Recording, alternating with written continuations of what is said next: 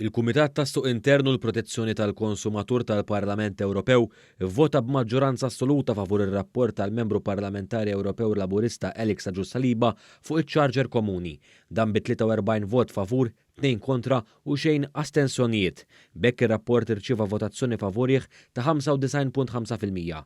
B'reazzjoni għal dan Alex Agius-Saliba sostna li dan ir-rapport huwa importanti kemm għall-konsumatur u kif ukoll għall-ambjent, dan hekk kif filwaqt li tejjeb il-kwalità tal-ħajja tal-konsumatur u jifranka li qed jinxtara charger differenti għal kull apparat elettroniku, issa permezz ta' dan ir-rapport se jiġu frankati bejn l-10,000 u 13,000 tunnellata ta' skart magħruf bħala e-waste.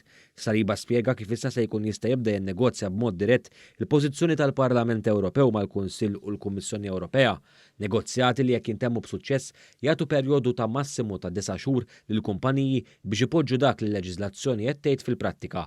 Bekk minn hawn ftit ta' xhur oħra, iċ-ċittadini jkunu jistgħu jgawdu minn charger komuni għal prodotti elettroniċi ta' daqs żejru medju. Dawn jinkludu laptops, smartphones, tablets, smartwatches, digital cameras, keyboards, printers u headphones fost oħrajn.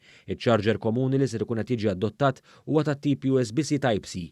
Fisem il-grupp ta' Soċjalisti u Demokratiċi fil-Parlament Ewropew, ir-rapport li nnegozja Alex Agius-Saliba jikkunsidra wkoll dawk li huma wireless chargers li dejjem qed jiżdied l-użu tagħhom. Jiena ninsab kuntent illi għal darb'oħra ingħatajt mandat b'saħħtu ħafna ta' aktar minn 95% mill-Ewroparlamentari kollegi tiegħi sabiex issa minn hawn u ġimagħtejn oħra nibda n-negozjati fisem il-Parlament Ewropew mal-Kummissjoni u l-Kunsill sabiex intom il-konsumaturi Maltin u għawċin u konsumaturi Ewropej tibdaw tibbenefikaw minn dan iċ-charger komuni.